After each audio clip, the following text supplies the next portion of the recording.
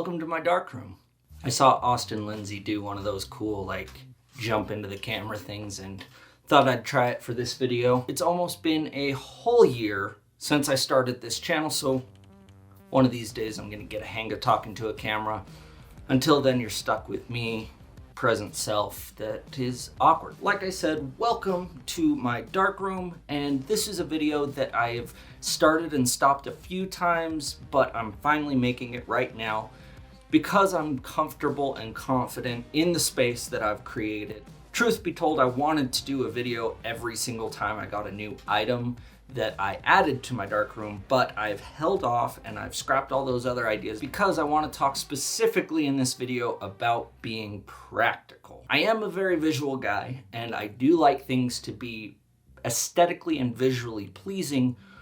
But one thing that I've learned over the last year, building this darkroom and starting this YouTube channel and getting more involved in art and creativity, is that it is so easy to get carried away and to just buy things to buy things, or just have things to have things because that's what everyone else is doing, or that's what's popular, or even at the end of the day, sometimes it's just fun to buy stuff. But like I said, that's one thing I'm working on and learning and really trying to focus on, which is everything that I have and everything in this tour that I want to give you of my darkroom has a practical use. I've stripped away everything that I don't need, and I've slowly, over a year, built this darkroom to work for me. So without further ado, I want to take you on a tour of my darkroom, show you a few specific items that I feel are worth noting or showing to you, starting with the light table, which we started this whole video with, and then we'll cruise through the rest of the tour. So like I said, this is my light table, and by no means is this a necessity. You can most definitely make prints and be effective in a darkroom without a light table. But let me tell you right up front that this has been such a worthwhile investment for me, considering that making it myself really only ended up costing about $20. And at the end of the day, it's gonna save my body a lot of strain, because instead of looking up and holding my negatives up to the light all the time, I get to strain my neck looking down all day instead.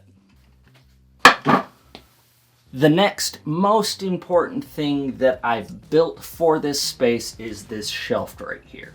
For the first 10 months of developing and scanning my own film, before I even got into enlarging and working with papers, I spent way too much time just sitting on the ground trying to do the developing process. More than the light table, I think this has helped the most. Specifically when you're doing color enlarging, it becomes so necessary to be able to move around and know exactly where you are and limit that moving, because you're in complete darkness. You can't have a safe light on. So having this and being able to go from my enlarger straight to my developing trays has been a monumental improvement. Some of the other things I would like to highlight are this. First is where my light table is.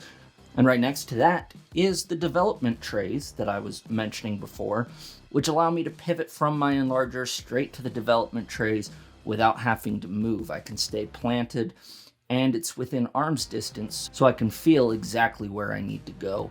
And right here in front of me is my timer, which is great to be able to have within arm's length as well. Now, this second shelf that I added on is where I keep my developing chemicals as well as my papers. And all of my papers are kept in this Premier light tight cabinet.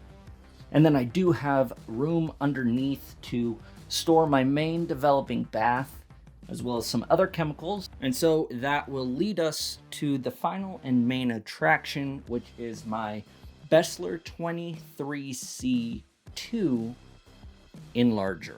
Now, this particular model allows me to enlarge negatives from 35mm up to 6x7, which until this year was the majority of what I shot. I now have included 4x5 into the arsenal, and I can't enlarge those prints, but I can skip the negative holder on those and do contact prints.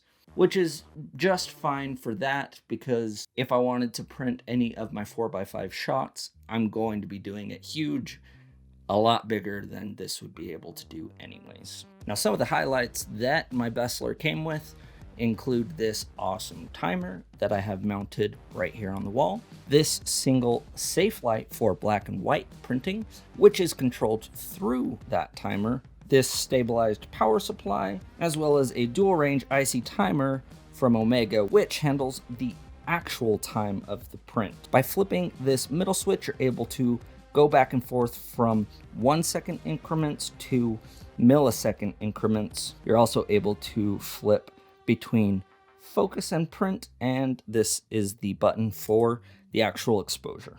And I think that'll wrap up my rambling for this week. Thank you guys so much for the support and for watching this video. I hope you were able to gain something useful out of it. If you have any suggestions or practical things that I may have missed in this video that you think would be a great addition to my darkroom, please let me know in the comments. And until next time, we'll see you later.